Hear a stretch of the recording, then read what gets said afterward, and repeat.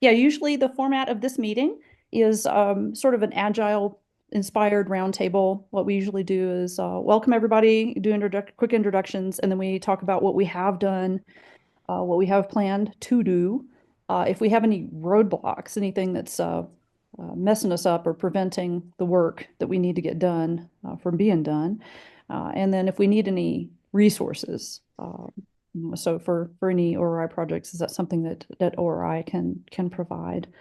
Um, or just to connect people up with resources that are available. So that's the usual format of the meeting. Today, we are intending to do a review of some work from us and the community concerning a project that we were invited to be involved with called Earth, Venus, Earth, or EVE.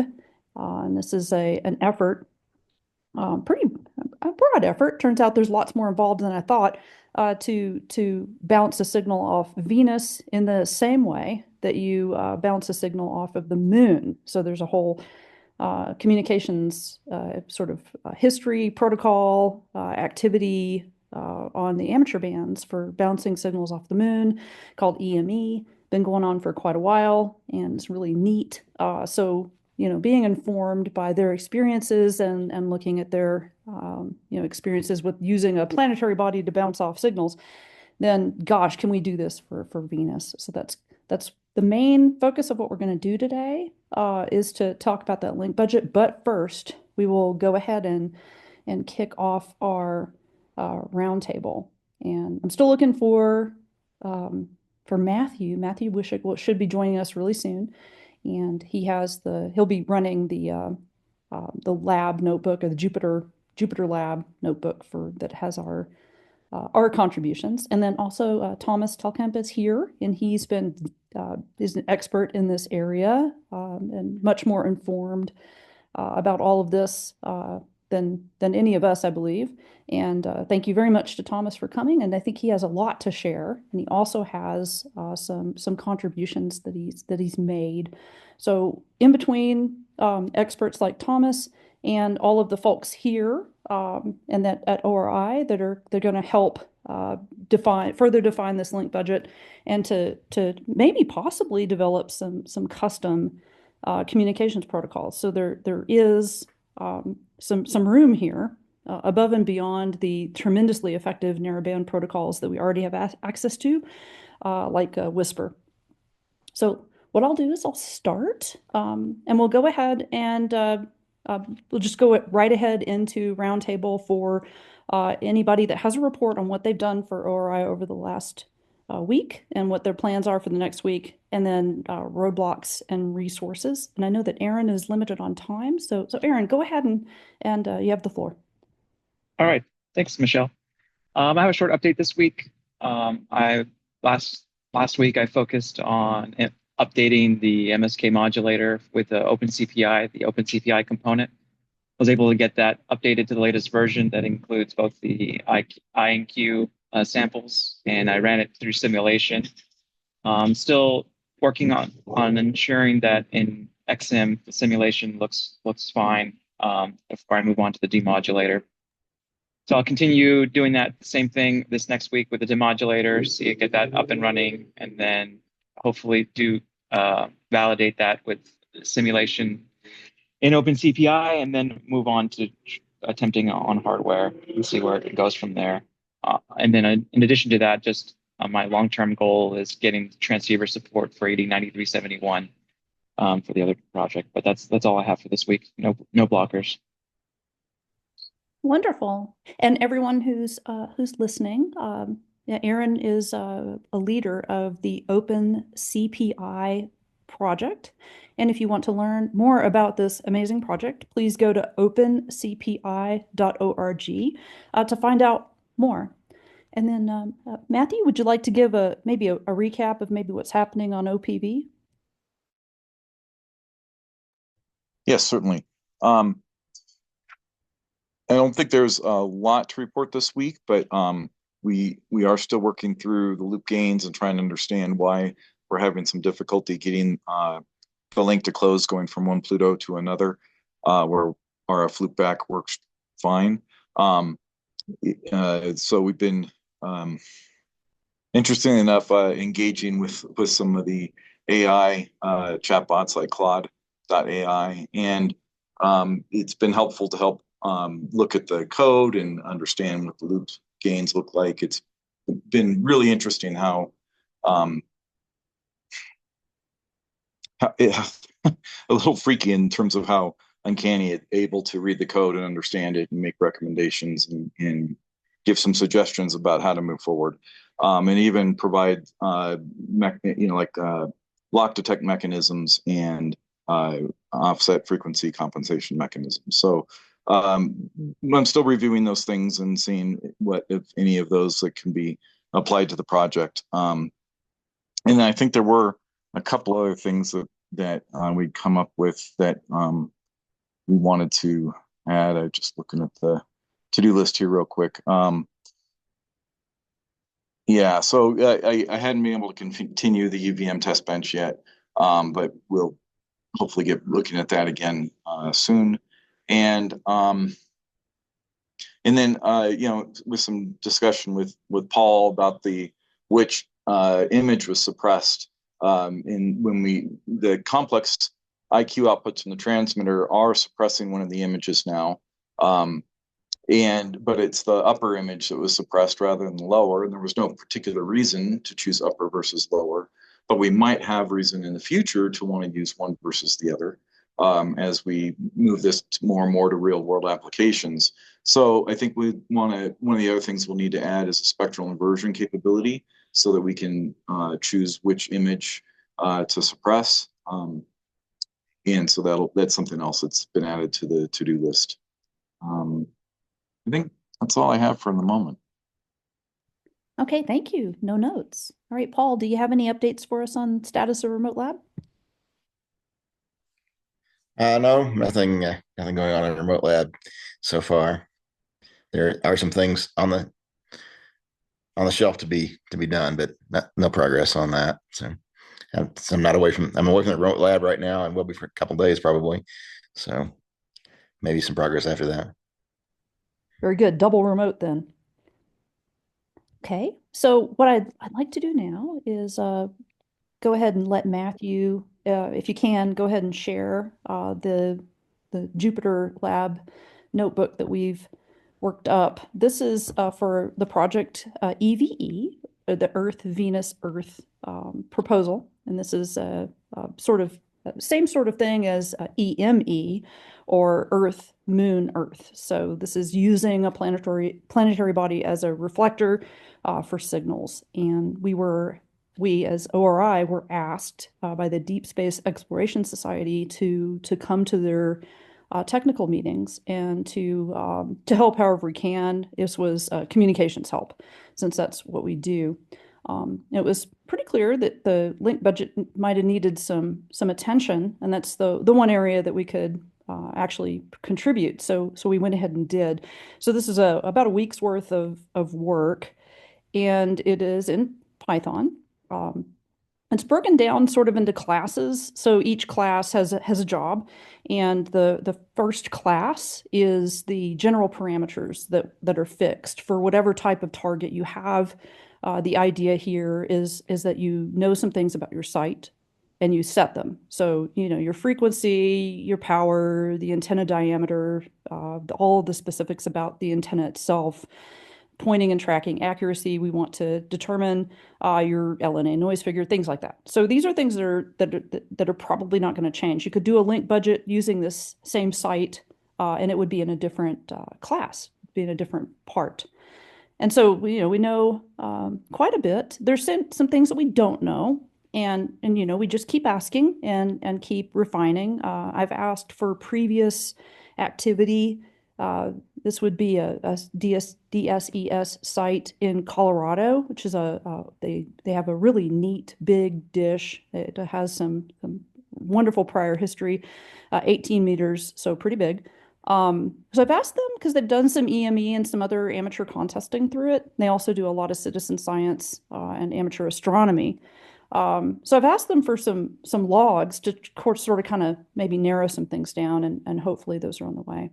Anyway, that's the first thing that we kind of set up, and we're using something called a data class. So if you only have variables assigned, that's kind of the class to use in Python. So that's why we have this.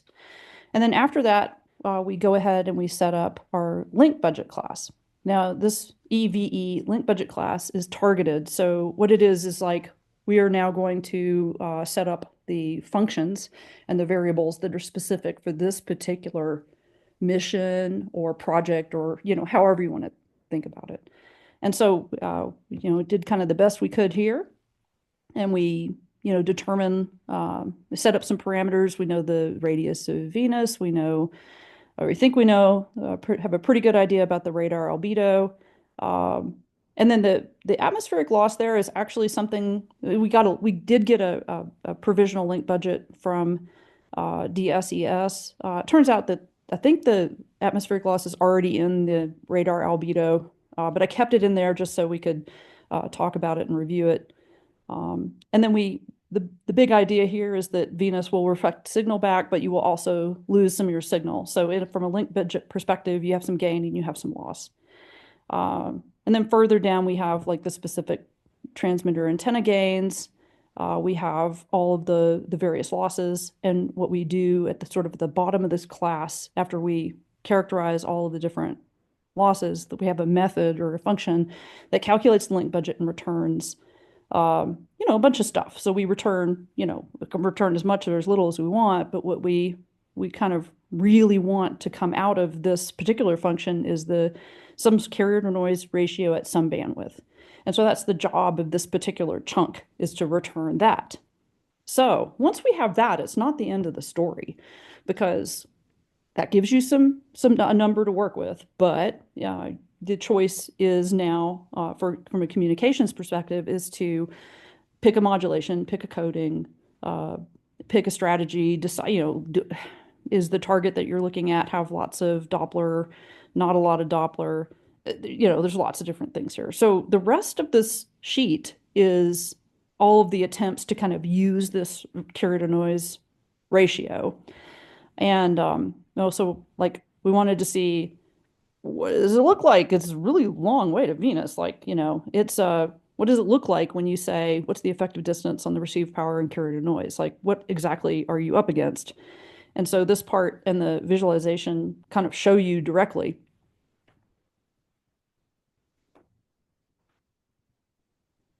And it's a lot. Yeah. Space is hard. So after you kind of get that, and I think Thomas has already given us a little bit of feedback that we may not really care about the entire distance, the min to max distance. I went ahead and carried the calculations for the minimum and the maximum distance to Venus because it varies quite a bit. The moon doesn't really. For the moon as a target, it's pretty much the same distance no matter what, but Venus actually does vary quite a bit. But Thomas raised a good point that we really only care about, can we close the link at a minimum distance? We may not really care to carry through the maximums. I thought it interesting, so that's why it's what's in here. The next part is an attempt to do a pointing and tracking error worksheet. When you have a directional big dish, the pointing error, just gross pointing error. Like, does it have a pointing error? Do you know what that is? And then when you start tracking things that are moving, then you have a tracking error. So this is an attempt to sort of kind of work that in there to develop an appreciation for how hard it rolls off when you have a pointing or tracking error.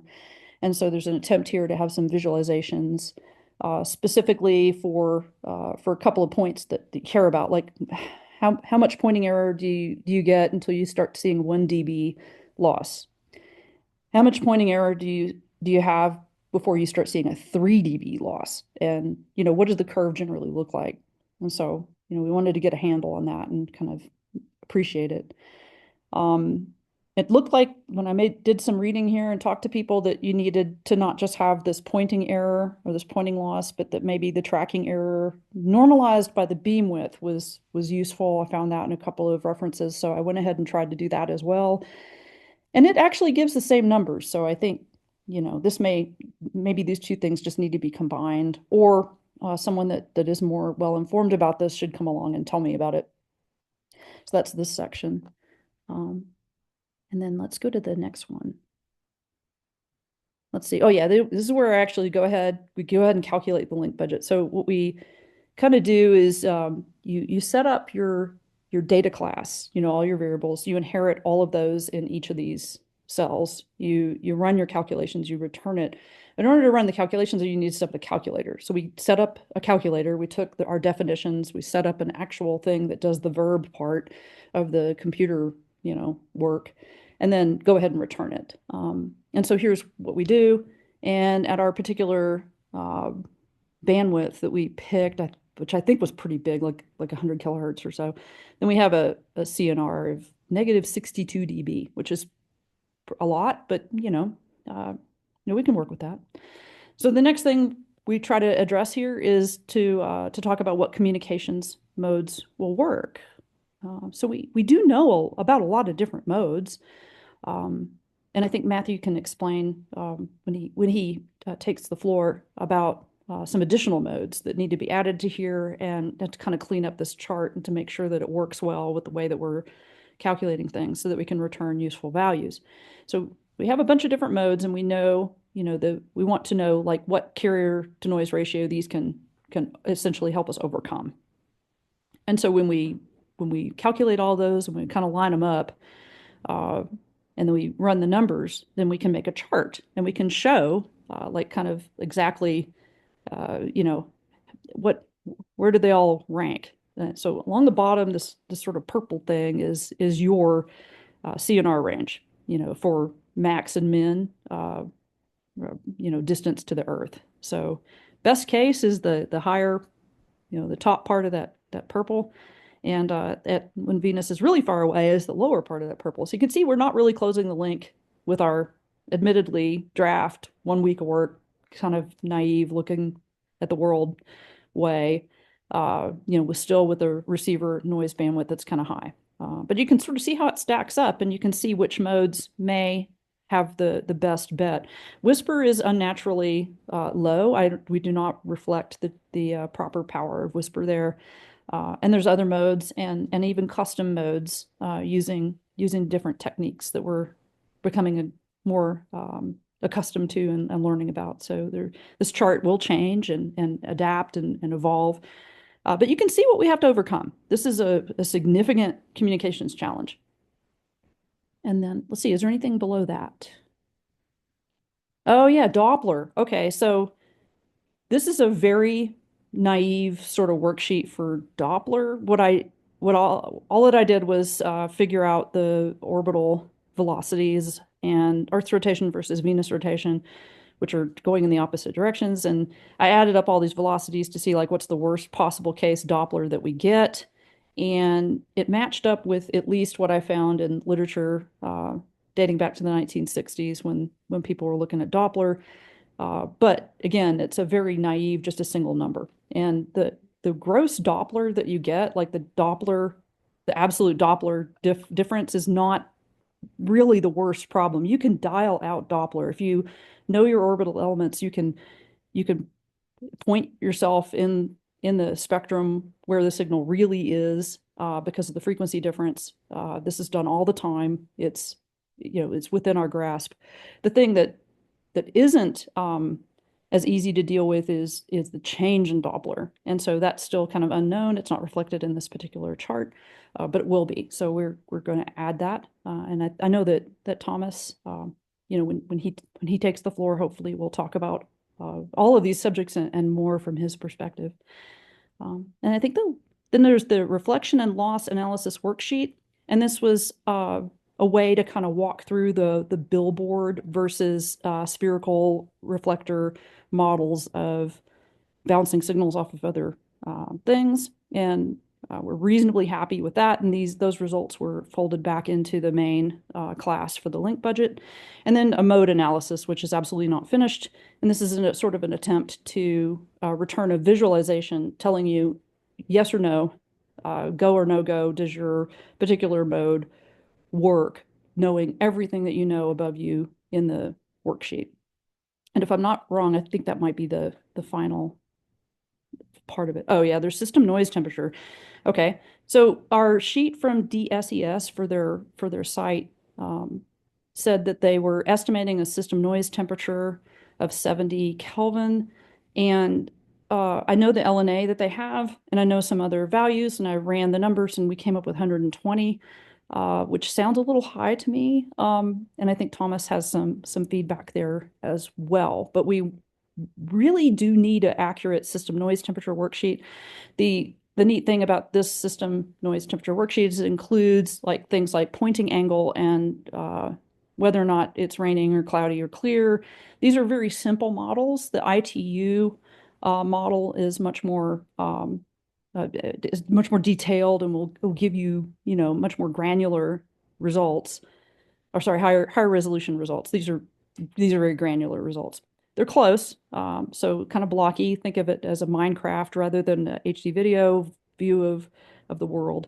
But it's an attempt to kind of get a handle on defining this system noise temperature, which, and if the only thing that we do is we're able to help DSES narrow down the system noise temperature, then that's a good contribution to that particular site.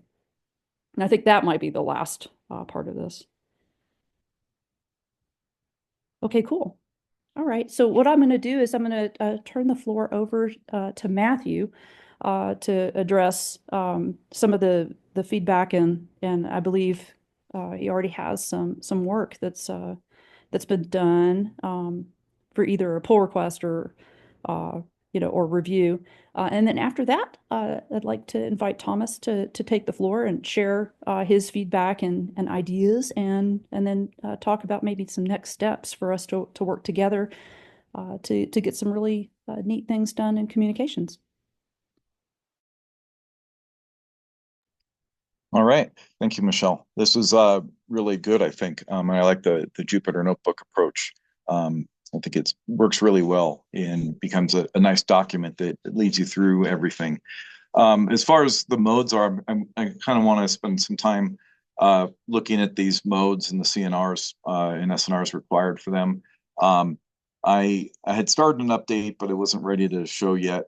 But just looking at the various the bandwidths and the SNRs required for these various modes is published by K1JT in the WSJTX manual.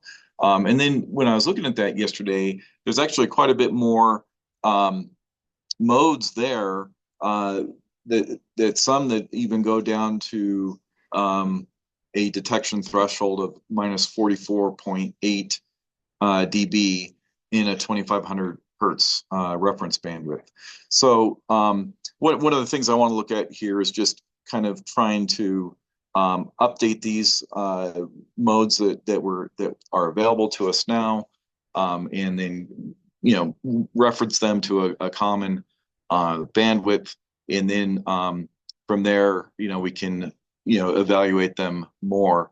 But then the other thing that I think could be interesting is we could take these modes and their strong points, and then look at what we need to do or what we could do. That we're not married to these modes. We can roll our own potentially, right? And so if that might give us the given this previous graph, right? I think where we're having a hard time closing this budget. If there may be opportunities if we roll our own mode, add, it's able to get additional system gain by doing so, might help us to close this. So I think that's an open discussion. So that's where I'm going to focus here over the next few days, is trying to just give us a good clear picture of what modes are available and what they're capable of. I'll give it back to you, Michelle. Okay, sure. Yes, and I'd like to go ahead and invite Thomas. You have the floor, and please introduce yourself, and if you have anything to share, please feel free to share it to the call. that should be set up for you. Okay, well, first, thanks for inviting me to this meeting and joining you in discussing this topic. You introduced me as an expert, but I've not done this either. So we're at the same stage here and exchanging ideas and thoughts. Very interesting to see what you have done and the structured approach. That will be really nice to build further out. Also, thanks, Matthew, for pointing that out. There are more modes, even going down to -44. I didn't know that, but when you said it, I quickly looked it up. I think part of the discussion is whether that one or those are applicable or not. I'm a little bit afraid they won't, but it's interesting to look into that. And I fully agree we should not limit ourselves to checking what's there, but also see what we can do, as simple as it might be. As a quick introduction, amongst many other things, I am involved with the Dwingelo radio telescope, which is a 25-meter dish in the Netherlands. It's run by amateurs, and there's a whole team behind it, which is a mix of radio amateurs doing EME with the dish, as well as amateur radio astronomers doing hydrogen pulsars and fast radio bursts and all kinds of other things. Yeah, we're always up for a challenge and do interesting things. And we had Venus on our list as well. And well, this is the right opportunity to do it in a few weeks from now. So we're very interested to participate, and we very likely will have a transmitter as well for that weekend. We always have a transmitter, by the way, at 23 centimeters of about 120 watts. That's the legal maximum here in the Netherlands.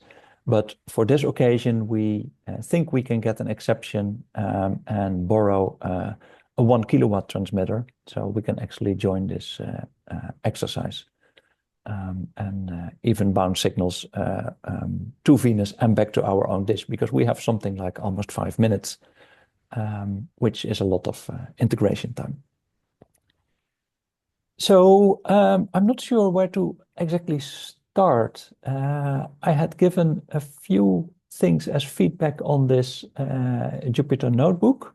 They're mostly things on numbers that I think should be slightly different, that of course affect the results, but are not fundamentally different from what is there.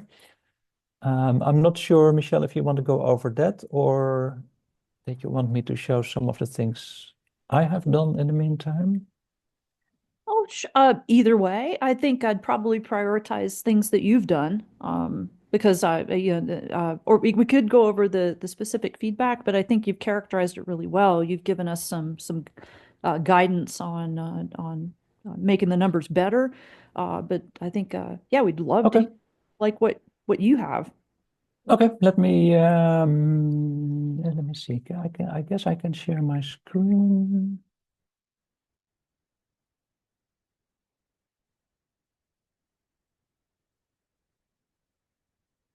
Well, I've just upgraded my computer and now it wants to change settings, of course. Do you actually see my screen now or not? Yes, looks good. Okay, well, that was easy. So I have a notebook as well. I sent a link to Michelle. I assume you distribute it to the people who want to see it. It's on GitHub, and I will update it. This is the live version here locally. It does some of the same things as your Jupyter notebook, so we can combine things. But I already had made this, so it's actually very good. We have two independent notebooks, also because you always overlook things, and you can look in the other ones. My initial reason to do this was also for myself to figure out, well, what is the ballpark we're in? What kind of link budget do we have, and what is possible there? So I won't go into every detail. Mine is not as structured as yours, I must admit. I just type as I think and go down the list. So it's not very structured. Let me just scroll down to the first graph. I have to move something out here. So this is done with AstroPy, just for getting really quickly an estimate of when is Venus visible, for example. So On the 22nd of March is the conjunction. So then Venus and Earth are closest together, at least for a while. And luckily it's above the horizon at a decent time for us. It obviously is because it's close to the sun, so it has to be during waking hours. But also because we were involved as well with the DCES project to see which overlap we have with the dish in the US. So we potentially could actually send a message from the US to the Netherlands or the other way around. We have a few hours in the morning already before that, so we might do our own experiments. One thing to keep in mind here is that obviously, because of the conjunction, Venus is at its closest to the sun as well, from our point of view. Luckily, because of the slightly tilted orbit of Venus, that is not right at the sun, but there's an inclination of about 8 degrees. So we will have 8 degrees separation. This could be an issue because even with a dish that we have like 25 meters or 18 meters, you can have side lobes, and if the side lobe hits the sun, your noise figure will be terrible, your system noise. I have a graph that's actually not in this notebook, where last week we measured that. So we put our dish on the sun, and then we move away slowly 20 degrees, and we measure the power, the total power that we receive at the frequency we intend to use. And then we do a few on-off measurements with a resistor as well, so we have an indication of the real temperature. And it looked reasonably good. So it looks like, at least for us in Dwingelo, this is not going to be a big issue, but it might be for one of the other dishes involved. So scrolling down, this is the distance. So instead of looking at the maximum and the minimum distance between Earth and Venus possible, I simply looked at what is the real distance at the time we want to do this, which is roughly 42 million kilometers. And I don't know how much that is in miles from the top of my head, but we could easily calculate that as well. Maybe more intuitive is this is 280 seconds round trip time. So that's the time if we do from a single dish to the same dish, basically, this is the time we have. If we do between two dishes, we're not limited in time. This is another interesting one. Of course, we're focusing now on the one that is a few weeks from now. If we completely fail, there's another one in October 2026. So anything we learn this time is something we might apply for next time. So that's also good. It's actually not too far away. So then we come to the link budget. This is roughly the same as the notebook that Michel had seen. It's the same calculations, just I have put them all in a list here. And I've compared them, and given 1 or 2 dBs, it comes in the same range. So I don't think it is needed to go into a lot of detail here. Most important, maybe just jump to the results here. This specific one that I'm running here is for Dwingelo to Dwingelo, which means we have a 25-meter dish, so it's slightly bigger than the one from DCES, but we have less power to transmit, which means we would have in 2500 hertz a CNR of minus 39, which is in 1 hertz about, let's say, minus 5. That's not a lot of power, but also it's not undoable to get some data over that. If you simply want to send a CW, and I don't mean any modulated CW, so just a carrier, basically, you will receive that if you would look at the spectrum in 1 hertz at minus 5 CNR, minus 5 dB CNR, which would give you an increase in the signal, in the noise level, of about 1.2 dB. So you need to get your noise in 1 hertz down to far below 1.2 to actually see this. So the simplest thing we could do is send a carrier and see on the other side or on the same dish if we could receive it. And this is basically the level we should roughly expect. Now, one thing to verify all that we have done, and this might be interesting to do for the other notebook as well, is that this has been done in Bochum in Germany in 2009 at a different frequency, different dish, different power, etc. But we know their parameters. So we can actually verify our calculation and see if it matches with what they have achieved. So they had a lot of power, like 5 kilowatts, and they ran it at 2.4 gigahertz. And they observed a reflection of -8 to -11 dB in a 10 hertz bandwidth. And if we run exactly the same calculation as above, but now with their parameters, we indeed get to roughly -8. So I think this is a very good verification that actually what we're doing seems to make sense, and we're not huge amounts off. Of course, there's going to be variation. It might be a bit lower, a bit higher, but I think we're roughly in the same, in the right order. Okay, moving on.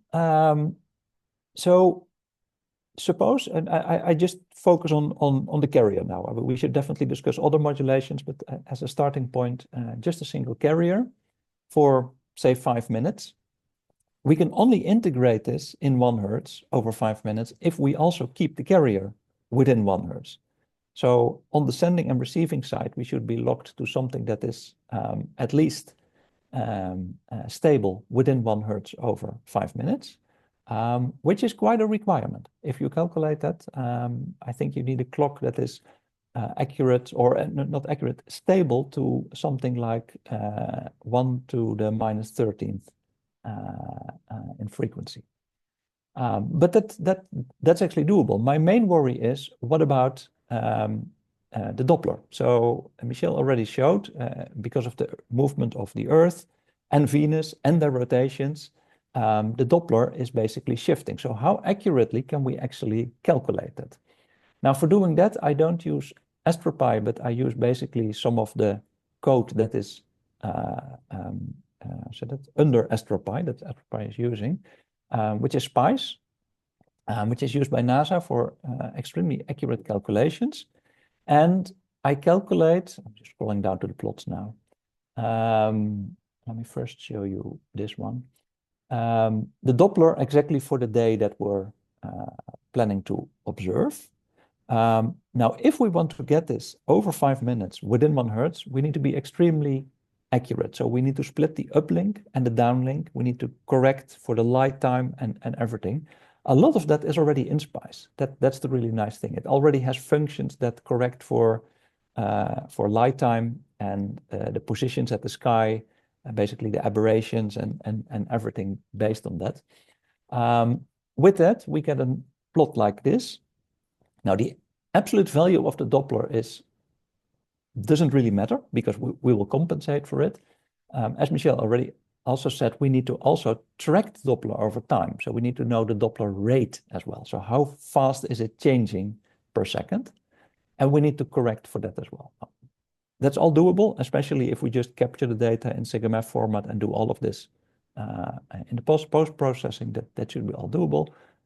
The question is, are these models accurate enough to do that? And honestly, I have no idea. I would assume they are, but I have no way of verifying that. So that's about the Doppler. Then the last thing in this notebook is the Doppler spread. And that is, I think, our biggest problem, because all of the Doppler, based on the rotation of the Earth and the relative movements of Earth and Venus, I think we can compensate and account for. The problem is the rotation of Venus itself. So I don't have a picture here. Actually, I have one. Let me see if I can share that.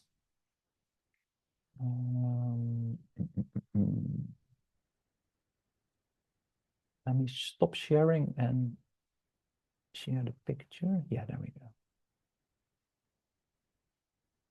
I assume you can see this. Yes. So basically, we're bouncing this signal off a rotating sphere. And because the sphere is rotating, one side of the sphere is actually approaching you and the other is receding from you. So you will get a mix of signals back that are basically spread out in frequency. And that's something you cannot undo. I mean, it's basically spreading out your signal, and there's no way to at least no way that I know of, to combine that again. So my goal was here to figure out how big is this spread? Is it going to be an issue, and can we estimate it? Now, when the first signal hits, it hits at the point here in the middle, and basically there is no spreading at all. Luckily, that's also the point where most of your energy comes from. But then when it gets further, and basically later in time, it will illuminate a circle, and one side and the other side of this circle will have some Doppler spread. The top and the bottom will not, because basically they are on the line that is not moving towards you. And this is difficult to model, to be honest. I've tried it. I failed in modeling this complete circle. So instead, I looked at the worst case and said, well, let's assume that all the Doppler is the worst thing that can happen, which is basically that all of the signal is bounced off the line on the equator of Venus. That's not realistic, but it's definitely not worse than that. So if I now go back to my notebook, this one. So the first step is actually to know how the power is reflected. And luckily, this is well documented. There's actually a very nice book called Radar Astronomy by Evans and Hackfors that has graphs and formulas for all these kind of things based on actual measurements at the frequency that we're using of Venus. So this is given, this is accurate. So we know that if we look at the angle on where the signal is reflected, most of it is, of course, reflected at 0. That's basically the point straight in front of us. And then it falls off very quickly. If we look at the aggregate power or the cumulative power, we see that 50% of the power actually is reflected within a few degrees from the center of the sphere. So we know where the signal is coming from. The next step is to actually calculate the Doppler based by the rotation. Now we know the rotation speed of Venus is extremely low. It takes 243 days to make one rotation, and that roughly comes to 2 meters per second. And that's a number we've also seen in the previous notebook of the rotation. There it was rounded to 2, but it's basically the same number. Thomas, so that's the highest. Yes, go ahead. Yeah, but question from the chat about just to confirm the definition. What does the definition of angle that you're using here? Yeah, I know that question was coming when I was explaining it. I don't have the right picture. So if you would draw a line from the center of Venus to basically where the wave hits the surface, that's the angle. So where the point closest to us is basically 0. The point at the poles of Venus is 90 and minus 90. And anything in between is the angle. I'm not sure if that's completely clear. I should have inserted the picture here. Got a thumbs up from the chat. That makes sense. Okay. I don't see the chat, so let me make sure. Well, that's what I'm here to help with. I have it here. Okay, very good. So that 2 meters corresponds to a Doppler of -7, but that's -7 on one side of Venus, +7 on the other side. So that's 14 hertz. Luckily or not luckily, we will never reach the sides of Venus with the signal we have. I mean, we're happy with seeing something. So most of it will come from the front edge. So if we map this angle, so basically again, 0 is the point where we hit Venus, and then it goes all the way to 90. Then we can map that against the Doppler, the maximum Doppler spread. So this is the worst case. This is the worst Doppler we would get from this angle. That's a relatively easy one.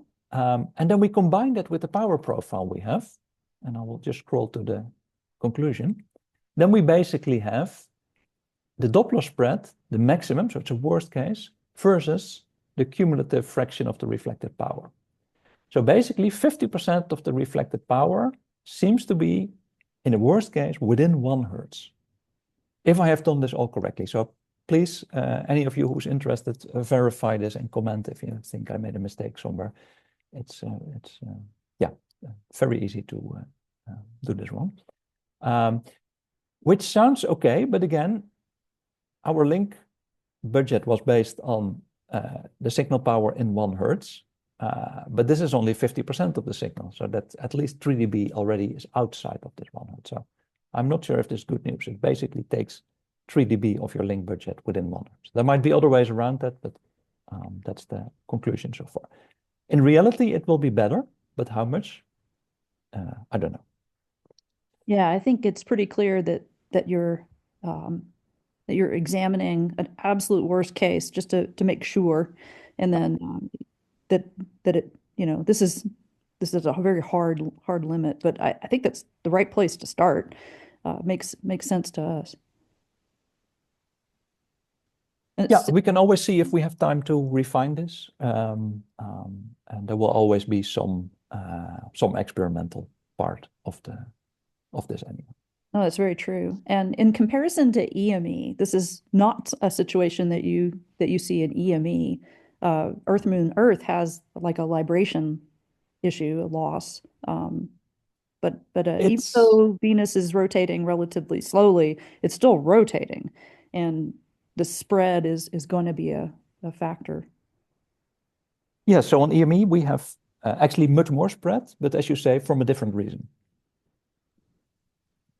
Yeah, excellent. All right, is there any questions for Thomas? Yeah, I had a comment, kind of discussion point, but regarding the Doppler spread and compensating for it, my suspicion, and I need to give some more thought and maybe research this, but it's not the same as, say, a multipath environment where you can use an equalizer to resolve multipath delays and restructure the signal. But I think an equalizer here may be able to assist with despreading the Doppler spread, right? So you can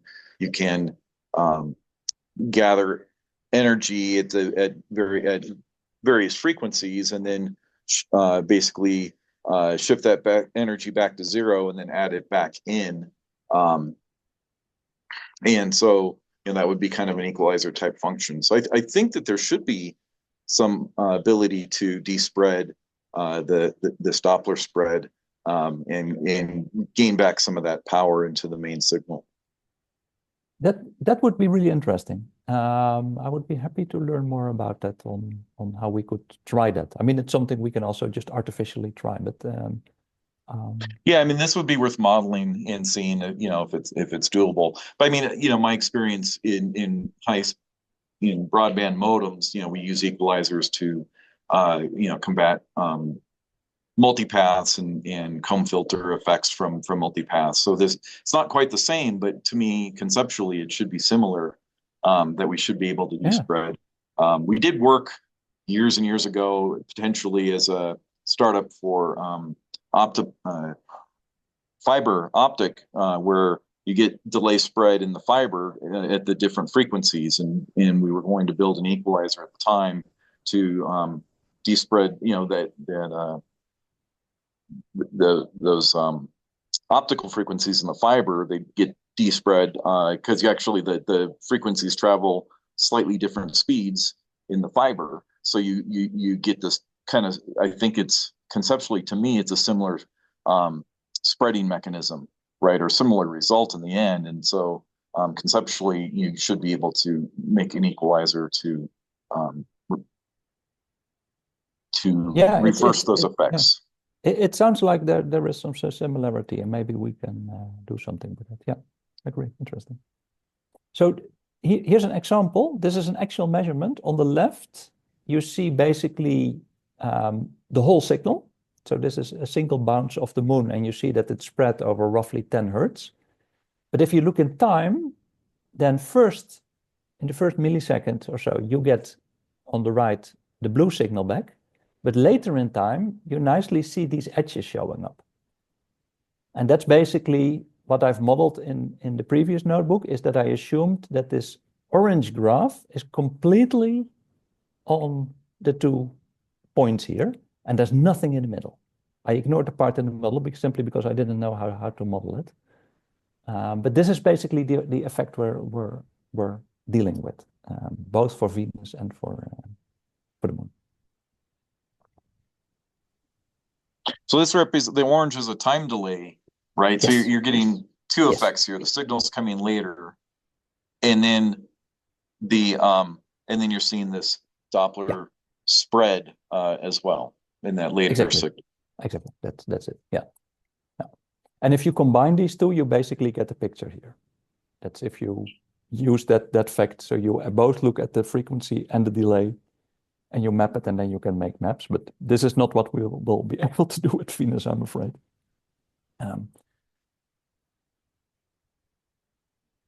Is that so that delay Doppler chart, that's from the moon bounce?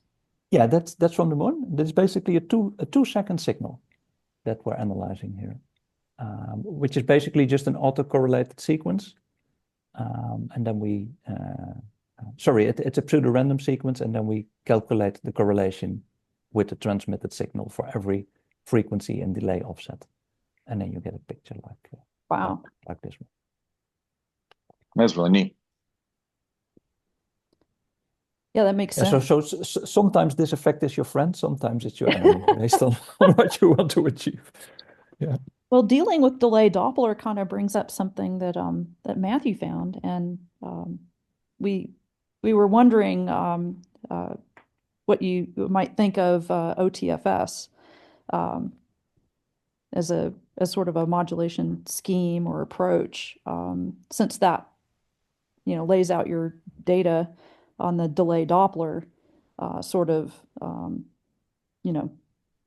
plane, that may be if we were to look at a custom scheme, that maybe OTFS might be a candidate.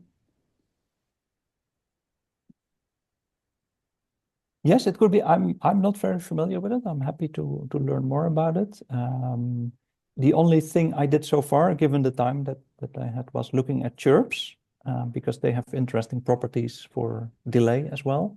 Oh yeah, I think you have a slide that has those there.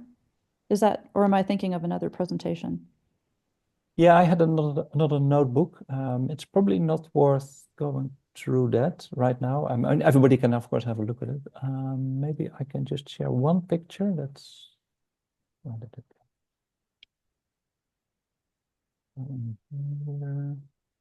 So this was just for my own benefit to figure out, well, what works and what doesn't. And these were the two things I tried so far, is just a carrier on the left and a chirp signal on the right. And then I mix this with noise exactly at the ratio that we expect to receive it. And then I try to recover it later on, which works both for the CW and for the chirps. Actually, for the chirps, slightly better. But still, it's extremely sensitive to frequency drift and Doppler spread. Yeah. And both of them seem to be equally sensitive to that. So the chirps are nice, but they don't solve the problem. So maybe OTFS is the direction for them. Okay. Yeah, I'm thinking that, like, in some of the WSJTX modes like Whisper or some of these other modes, I mean, the detection bandwidths are less than 1 hertz for some of them, like 0.76 hertz. I think Whisper is 6 hertz, but the tone filters in Whisper are 1.5 hertz. So, frequency tracking to be able to use those modes is going to be critical, right? And so even I don't have an intuitive sense at the moment, but I mean, just the Doppler, the changing Doppler will quickly, or could quickly shift your tone out of that filter, and so we'd have to track the Doppler over time as you're trying to recover that signal. there's some challenges here, I think, to be able to work, even though these are amazing protocols and can decode, well below the noise floor. On the other hand, they're great for terrestrial applications, but they certainly will have challenges with this kind of environment that we're talking about. Yes, I'm afraid so too. And but I don't know a whole lot about how these things are exactly demodulated. I looked at the code a bit, but it was not extremely readable, to say the least. And there's also no documentation. But I wonder if they actually track the signal, if there's a frequency drift, or that they simply brute force try all the drifts in a certain range. But I'm not sure what they do. Well, I mean, if they're like, say, Whisper, for example, they require a fairly accurate clock. Certainly, just to determine the time intervals. But Whisper will report the frequency drift. But if it drifts too much, then you're going to lose the decode. Because I don't think that's a good question. I mean, are they tracking the drift when they're doing the decode or not? That's not clear to me. I'd have to go dig through the source code, I think. That's a good question. Yeah, maybe we can confirm that over the next week. But you still have to be able to have some confidence that you've locked onto a signal to be able to track the drift, right?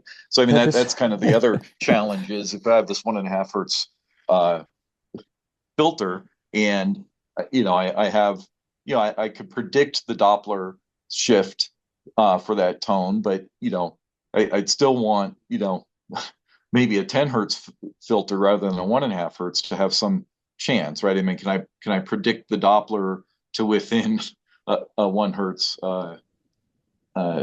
offset, right? And at that particular moment, even if I could, even if I could at a particular moment, is that the moment I'm looking at in the data, or is it moved on since then, right? So you need time alignment as well as frequency alignment. So so even if it does track, getting locked to it in the first place is still a big challenge. It is, yeah. And I think we can do a lot of things very accurately, but there will always be some error left.